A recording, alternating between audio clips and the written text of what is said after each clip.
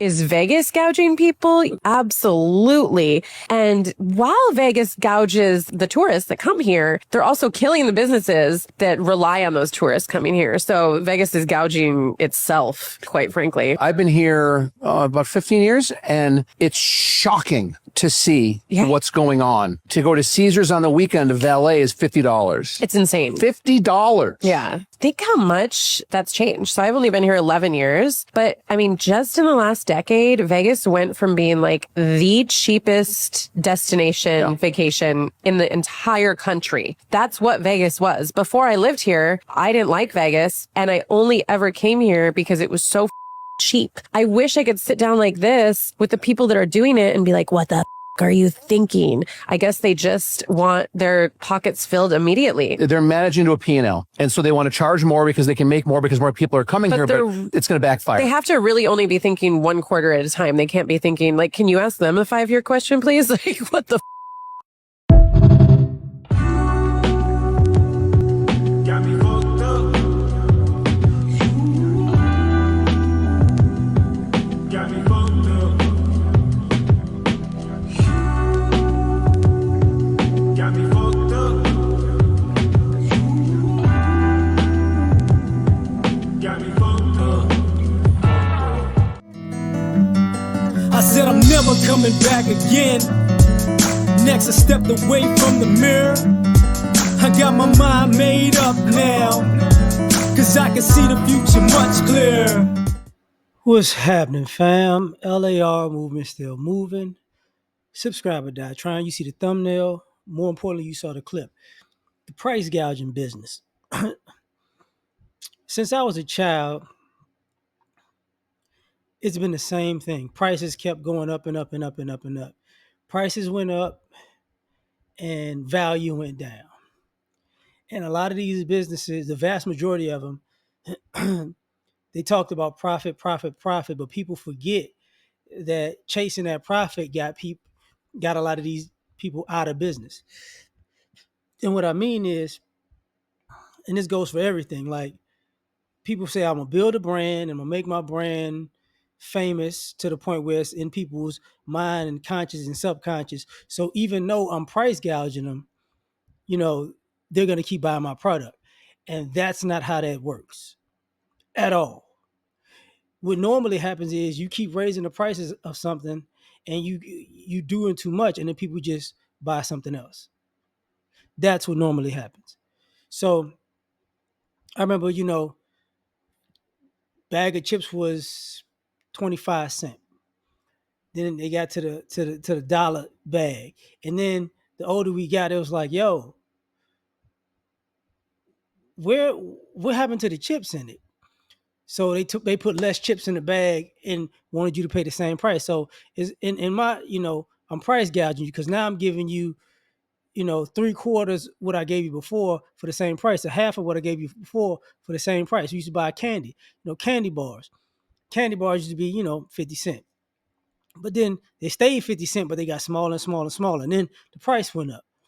So what did people do? Stop buying the candy. That's as a child, we would go to fast food spots. That's where you have the dollar menu, like, at McDonald's or Wendy's. Some people did Burger King. I didn't.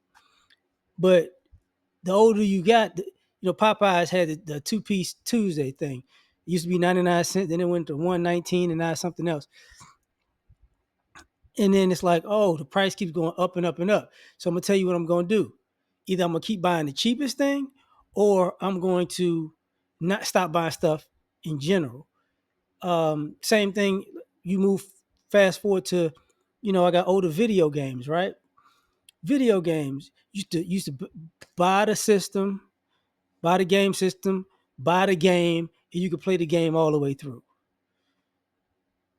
But now you gotta buy the system, buy the game, and buy the upgrades to keep playing the game. And it's like, so now you just price gouging us because the games aren't as good as they used to be. So, and I'm gonna just sit here and keep paying you? No, not gonna happen. You could say that, the car market, the cars kept going up and up and up and up and up and up and up. to the point that the cars had a crisis. Like, we can't sell these cars. So the new cars wound up being the same price as the used cars, and now people are not buying no cars. So now, dealerships are like, what are we going to do? You're going to go out of business. That's what you're going to do. You get what I'm saying? You get to the real estate market. As it got older, prices of homes were 125, 150,000. 50 years later, not 50, 15 years later, 300,000, 400,000. And the houses are smaller than they were 15 years ago, or they have less materials than they were 15 years ago, which means if you had 4 sides brick or 3 sides brick house, now you got maybe the front veneer of the house is brick and everything is siding, but you're paying $300,000 for it. And people are like, oh, wait a minute, dog. Wait a minute, what we doing? So you price gouging.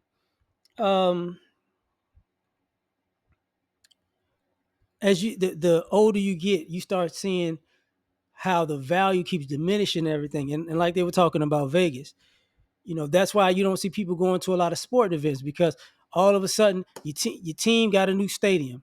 You go to the stadium, and now parking is $100, $50, $75, $100, depending on where you at, right? The beer costs $11,000. The burger, the chicken tenders. It's like, oh my God, like y'all overcharge for everything.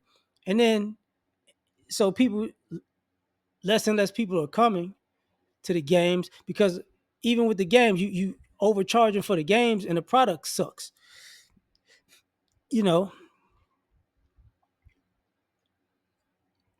That's why when a team is losing, the tickets are very cheap, because nobody wants to see a bad team. But the minute they start winning, oh God, the price is triple, quadruple.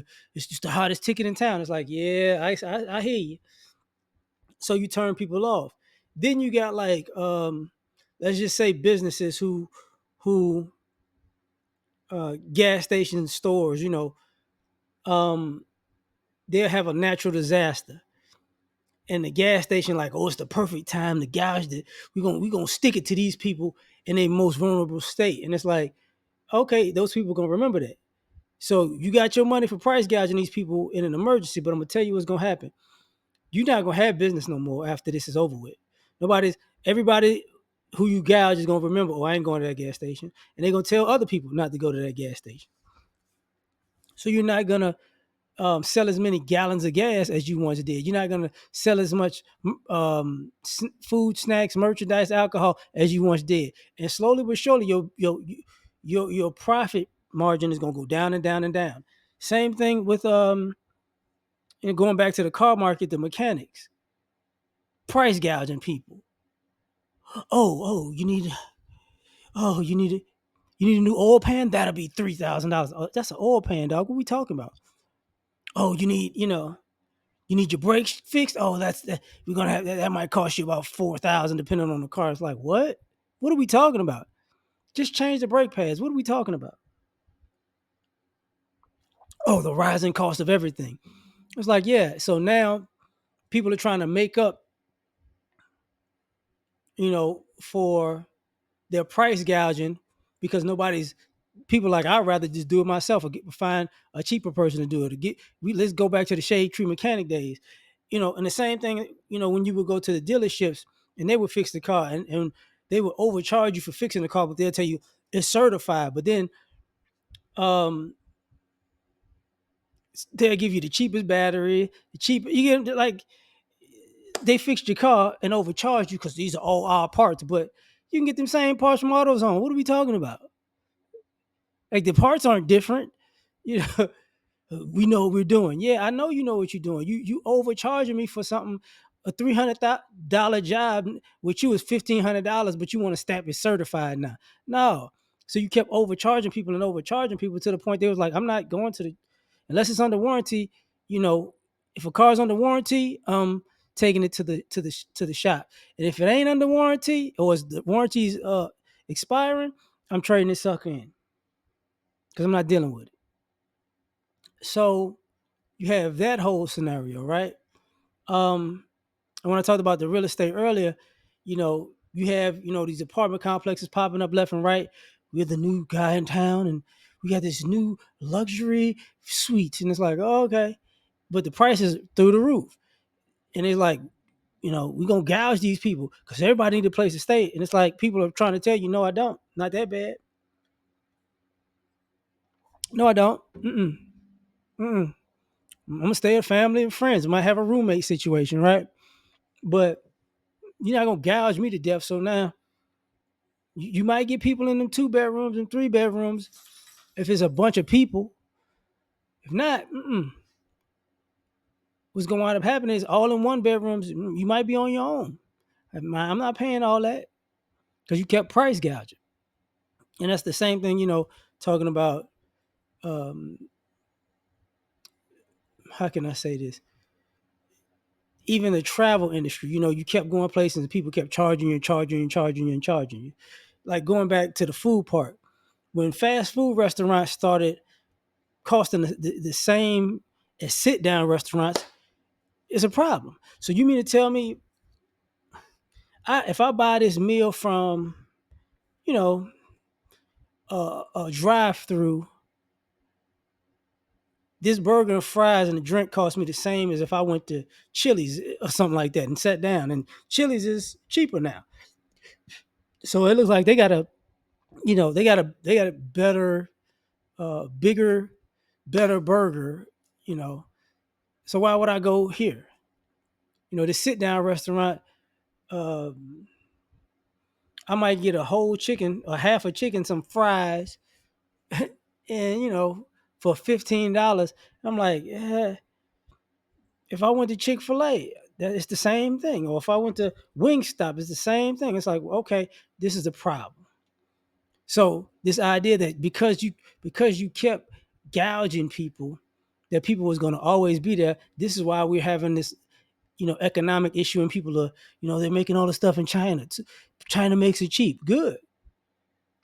Because the idea that you're going to gouge everybody in oblivion is crazy. And that's why I'm saying there's a lot of people who went out of business because, oh man, I'm not competitive in my pricing, because even if they're in business and they got a landlord, the landlord is, gouging them, rent is such and such a month. And it's like, okay, if that's what you're doing, and then they realize over time that, oh, well, 4-5 businesses then went under in that same location.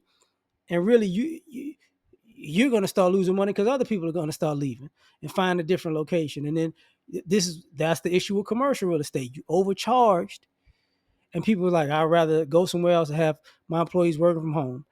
Thus, the rise of like food trucks and all that other stuff. So I don't know why people think it was a good business model. It's the same thing. You can take insurance, right? Car insurance. Car insurance is gouging the heck out of people, and that's why you finding all these. Hey, you can get insurance for $29 a month, and these guys or those guys, and it's like, okay, people like these smaller companies, people start gravitating to them because it's like, why am I overpaying for this stuff? Why?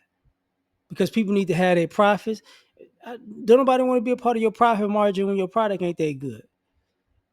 So this video went too long, so I'm gonna stop here. You tell me what you think. Like, share, subscribe. Catch you on the next one. Peace. You ever been at the top of the universe? I'm gonna take it.